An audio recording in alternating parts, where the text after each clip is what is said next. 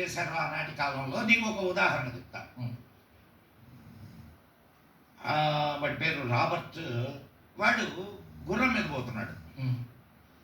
వాడి ముక్కు తెగ్గోయబడి ఉంది, కట్ అయిపోయింది. వాడు గుర్రం మీద పోతుంటే ఒక ఊరు దగ్గర ఉండే కుమ్మరి అతను చూశాడు. చూసి ఏంది నీ ముఖ్యమైందని అడిగాడు. ముఖ్యమైందని అడిగితే కింద పడ్డాను, తెగిపోయింది.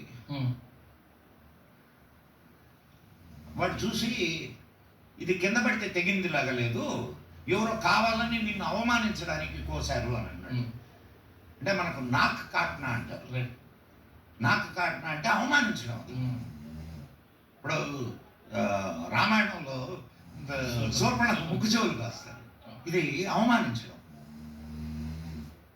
ఇంకెందుకు చెప్పుకుంటే బెటరు అని వాడు అసలు నిజం చెప్పాడు. నేను టిప్పు సుల్తాన్ మీదకు యుద్ధానికి పోయాను, నేను ఆంగ్లేయ కమాండర్ని, నేను 4 సార్లు పోయాను, 4 సార్లు ఓడిపోయాను, 5వ సారి పోయేసరికి ఇంక టిప్పు సుల్తాన్ కోపం వచ్చి నా ముక్కు కట్ చేశాడు అని అన్నాడు. మరి నువ్వు ఇట్లనే నీ దేశానికి పోతావా అని అడిగాడు వాడు. మరి ఏం చేయాలా అని అన్నాడు. ఏం చేయాలనంటే నేను ముక్కు అతికిస్తాను నీకు, నువ్వు అతికించుకుంటావా? ముక్కు అతికించడం ఎందురా, కొత్త కదా, వాడికి కాదు ఎవరికైనా లేదు. అండ్ వాడు ముక్కు అతికించాడు వీడికి, తయారు చేశాడు. అంటే దానికి ప్రాసెస్, దాని వెనక ప్రాసెస్.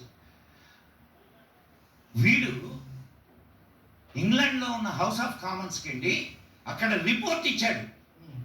This was recorded. ఏమని రిపోర్ట్ చేశాడు తెలుసా వాడు? మీరు నా ముక్కును చూస్తున్నారు కదా, ఏమన్నా మీకు తేడా ఉందా అని. ఏం తేడా లేదు అంటే, ఇప్పుడంటే నీకు ఫోటోలు గీటోలు తీసుకుంటున్నావు కాబట్టి ఎవిడెన్సెస్ ఉంటాయి, అప్పుడు ఆ మార్పు కూడా లేకుండా వాడు ఇచ్చేశాడు.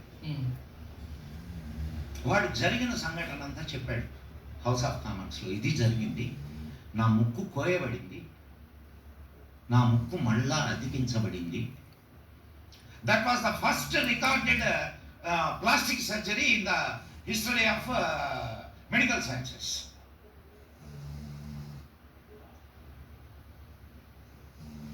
వాడు చెప్పాడట, ఎవరు ఈ కుమ్మరి వాడు, అయ్యా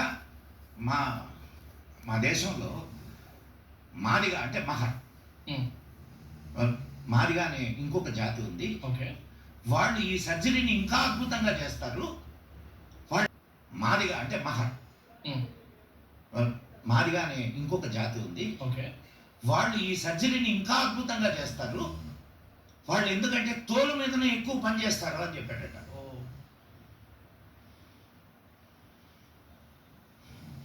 మనం ఈరోజు ఎవరినైతే అంటరాని వాళ్ళనో లేకపోతే ఇంకొకటనో దళితులనో ఏదేదో పెట్టి పిలుస్తున్నామో, వాళ్ళు ఎంత పెద్ద సైంటిస్టులు. ఎప్పుడైనా ఇట్లాంటి విషయాల గురించి మనం ఆలోచించామా? విన్నది లేదు. మనకు తెలియకుండా చేశారు, మన దాకా మనకు తెలియకుండా చేశారు వంశీ. ఇటువంటి అద్భుతమైన విషయాల్ని మన చరిత్రను ఒకసారి, అందుకే ఎప్పుడైనా సరే మన చరిత్రను తెలుసుకోవాలి.